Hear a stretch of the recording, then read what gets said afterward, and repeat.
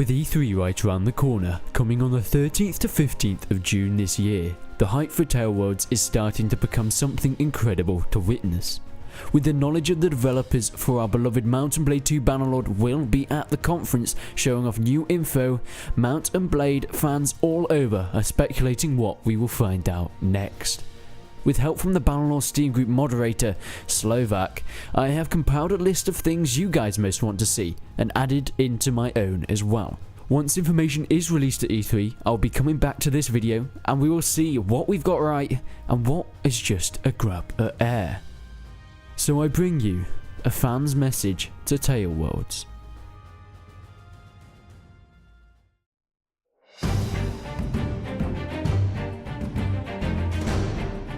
Unfortunately, because of the stubbornness of the Mount & Blade fans, you will probably know the most requested one for E3. Funnily enough, I'm going to leave that one out for now, to focus on the more in-depth answers. So, what do we know so far? Mount & Blade Bannerlord will be playable at E3 for the fans, and I can't wait to see the reactions from the first public playing of the game. Unfortunately, I won't be able to attend as I have other commitments at the time, but I'll definitely bring you as much information as soon as I receive it, so watch this space for all the Bannerlord news. One of the first things people have said they really want to see is being able to roleplay without downloading any mods on multiplayer. Now, from just my thoughts, I'm thinking that they're talking about things such as the Persistent World mod for Mount & Blade Warband. This is a mod where you go in, and a lot of people really love it since it's very different. It's a very much an open world. You have different factions, different cities, different castles. You can be a serf, you can lumberjack, or you can go mining or craft things. Or you can go further up and you can be a soldier in the army, get paid by your lord, and go to wars with them. It's very much, you can join in with a faction and you'll be more powerful, but you have to do their wars for them.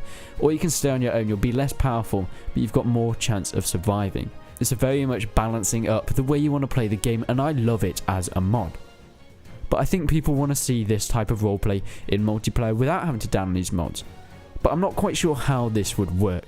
This could be something like the community events we see today, like the Napoleonic Wars ones. We see people roleplaying as Napoleonic Wars soldiers, going in with their regiments and fighting each other.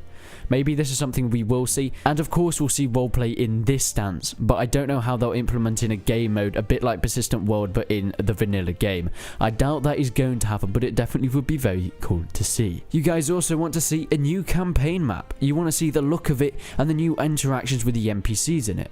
Now, of course, we have seen a little bit of this before.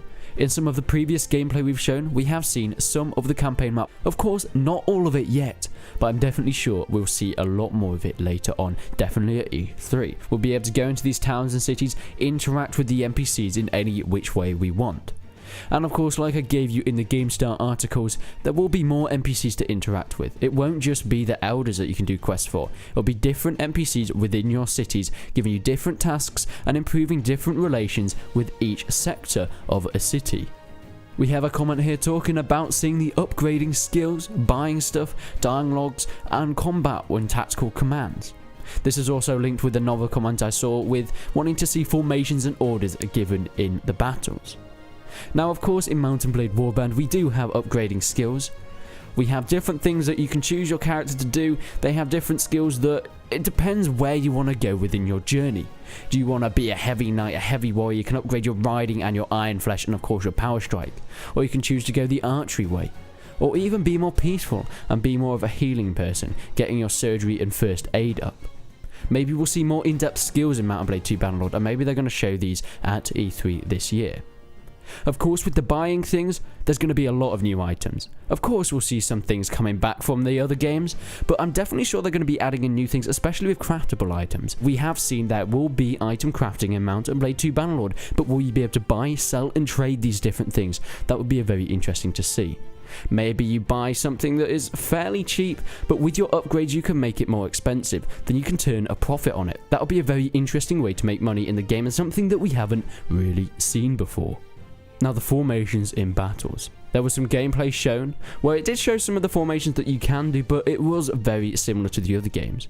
Will there be new formations in the game that the player can choose between for different situations? For example, a more spread out formation for the archers to stop them from taking so heavy losses when going against other skirmish units. But of course, that's going to make them more vulnerable to cavalry. It's going to be very interesting to see how the player can weigh that up. I personally would love to see some sort of shield wall mechanic.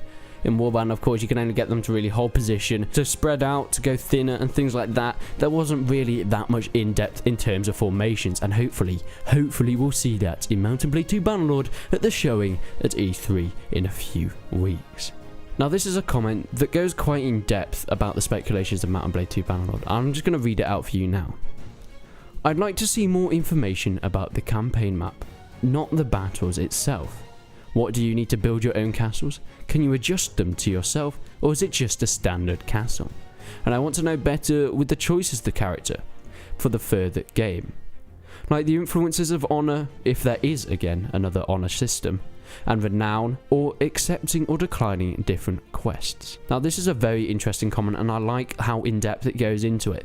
Of course, we have seen a lot of battles, but not about the campaign map as such. There's been little snippets here and there, but nothing massively in depth. So of course, building your own castles. It has been confirmed that you will be able to build your own castles, you'll be able to edit castles already there, build things upon them, and it will be absolutely amazing the customization the player can do to each of their cities. But we haven't had any proof of that. We haven't really seen that so far. And that will be something that I would really like to see that Tailworlds bring out at E3. So that is a very good idea. Of course, the better choices of the character for the further game. With influence and honor, there is definitely an influence and honor system that will be in the game, but how is it going to be sorted out? I think this kind of links in with accepting or declining different quests, where if you decline a quest from someone, you're going to lose honor or renown with them, and if you accept it from someone else, maybe you're going to gain more honor from one quest than you would for another one, if that makes sense. So it's going to be a very picking and choosing which quest you do, which one you think worth doing to get your renown and honor up, and which ones you think you can pass on if not to damage your renown in the long term. It's going to be very interesting to see how the player will sort that out.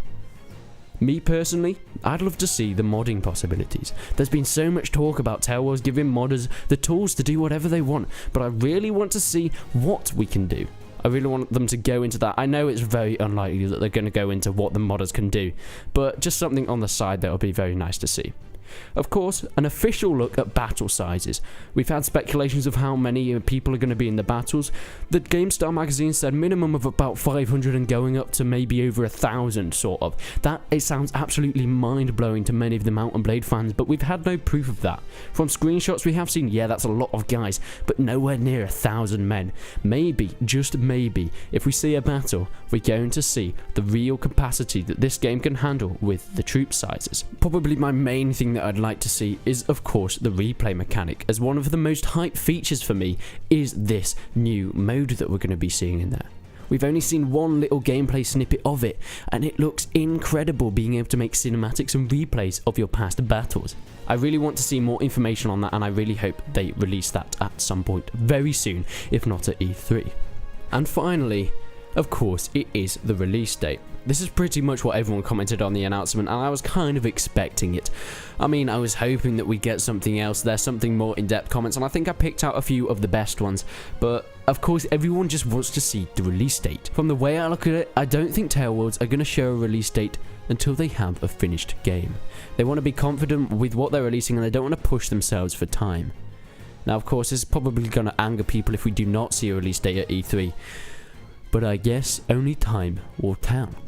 Make sure you leave down in the comments below if there was anything that I missed on here. Is there anything in particular that you'd really want to see? And yes, I know there's going to be a lot of comments saying release date, but let's try and refrain from that. And now I've said it, everyone's going to say, oh my word.